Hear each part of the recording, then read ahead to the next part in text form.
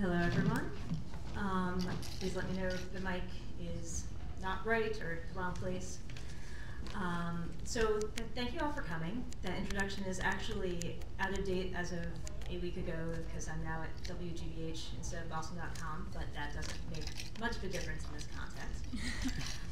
I'm reading tonight an excerpt from my book in progress. It's a rock scene love story, tentatively titled NXNE, as in North by Northeast, because a good part of it takes place at the South by Southwest Music Festival. It happens to have happened to me. And let's see, I think the framework of what you guys need to know, this comes in November, the scene, and the action starts over the previous summer. So basically, an uptight journalist, yours truly, has gotten involved with yet another music guide to start out the whole book, even though she has been over this with her therapist countless times. And at the same time, a friend of hers, who's just a friend, reappears in her life, and he's in 8 million bands and had disappeared. And then by this point in the book, she's ditched the music scene guy, and this friend of hers has been totally supportive. Everything you want your friend to be when you break up with somebody, and fun and mildly flirtatious and inviting you out to things, and he himself is pinging between a whole lot of inappropriate women in his own sort of rebound. So, and my notes to myself say apparently you need to know everyone's in 10 bands, so. Subject, secret show. Hey friends. In a very necessary return to one particular long-standing tradition, there will be a secret show this Sunday, November 18th, at 7 o'clock in the p.m. at our new space. Not so secret, as you're invited, but secret enough. No skywriting, please. As some of you may know, best friend and myself have spent the last 4 or 5 months building a recording facility. This Sunday will mark the first in a series of invite-only performances featuring artists fresh off their studio experience. Tom Joad will be premiering his new 5-piece lineup. Preceding the Joad will be a solo set from Best Friend, featuring old and new jams, and a solo with rhythm section set from me, featuring God knows what. Lots of other people's songs and wobbly banter, most likely. 7 o'clock, there will be refreshments. X. Dee slides out of her car at 9. It is cold out and strangely damp. As with all neighborhoods, she has associations with this one, though she is rarely here. She got measured for her first bridesmaid dress around the corner in an old Italian shop next to the pizza place.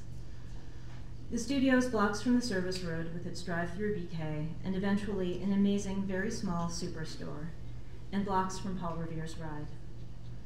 It is an odd setting. Harsh lights, gravel.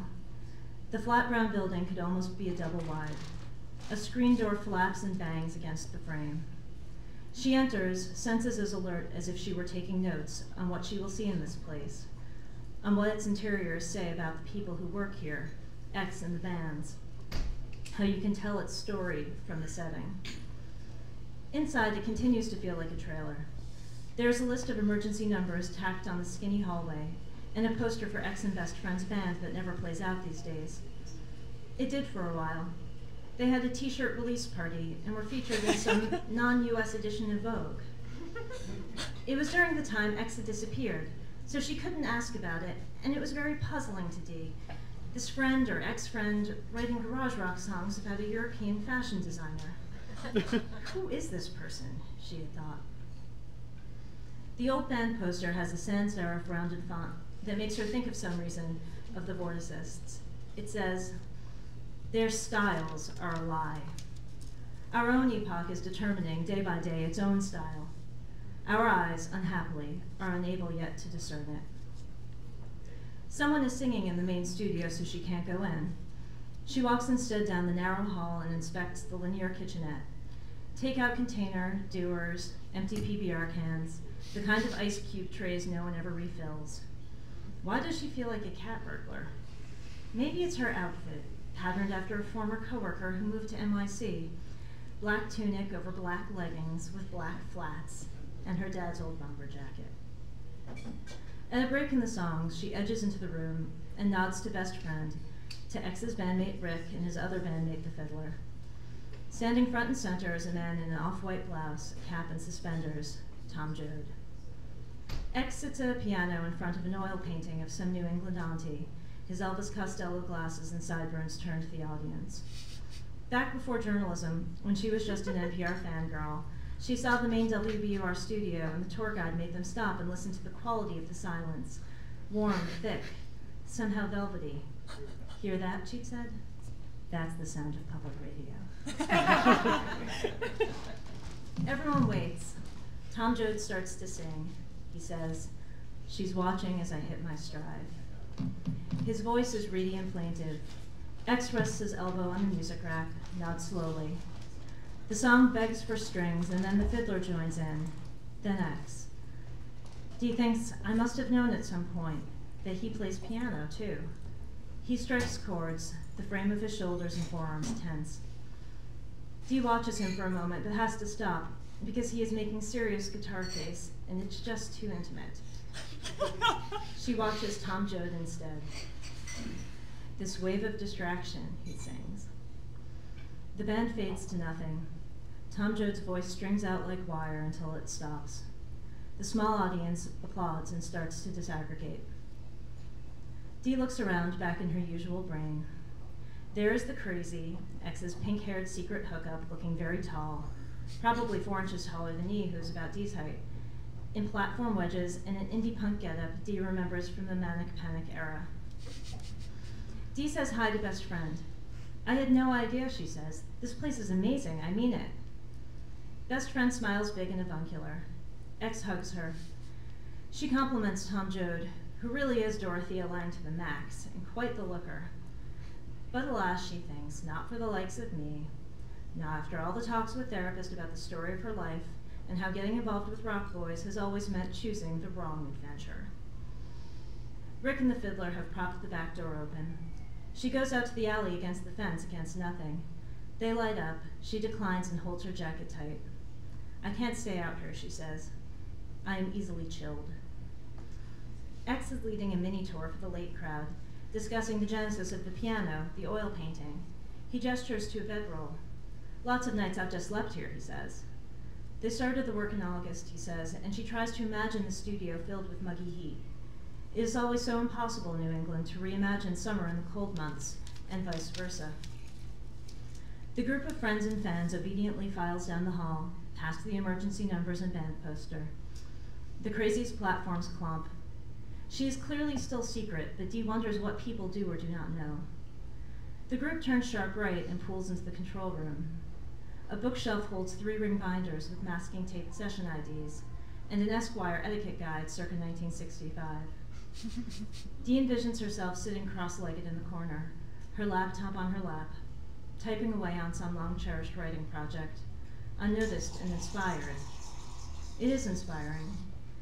He built this place, she thinks. She says to X in her head, this is an accomplishment, and she's not just bullshitting anymore. The X not in her head is still talking. Dee tunes back in. The control room window is made of one-way glass, he says. When you turn off the light in the booth, the players can't see in. Said players at the moment, the doors are all open, are the fiddler and Rick playing acoustic guitar with exaggerated strums, presumably stoned. They sound like Neil Young. Since 1969, every stoned dude jamming on acoustic guitar has sounded like Neil Young. X points to the control room's special features, its inexplicable console. But Dee is off in her head again, thinking about hanging out in the high school auditorium lighting booth, telling stories to the techies. On senior beach day, one of them emerged from the waves like a Hawaiian surf god, but it was too late to change their relationship, to rewrite his character, just as it is too late now, in the control room, for Dee to become any other character than the one her story has already created.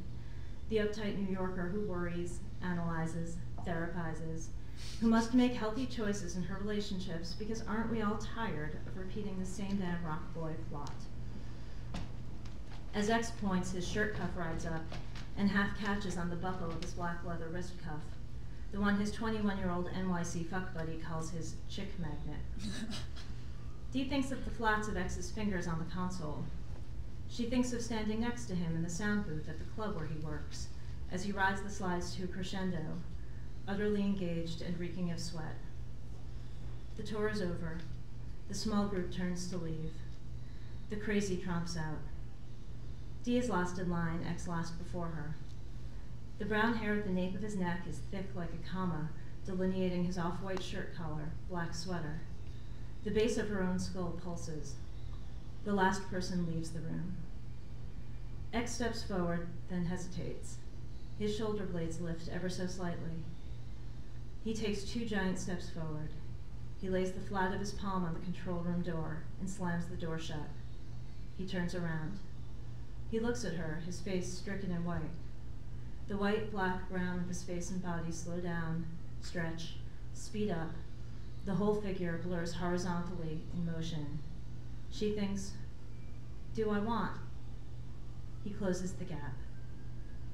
Seconds perhaps later, oh Lord, she gasps. People can see.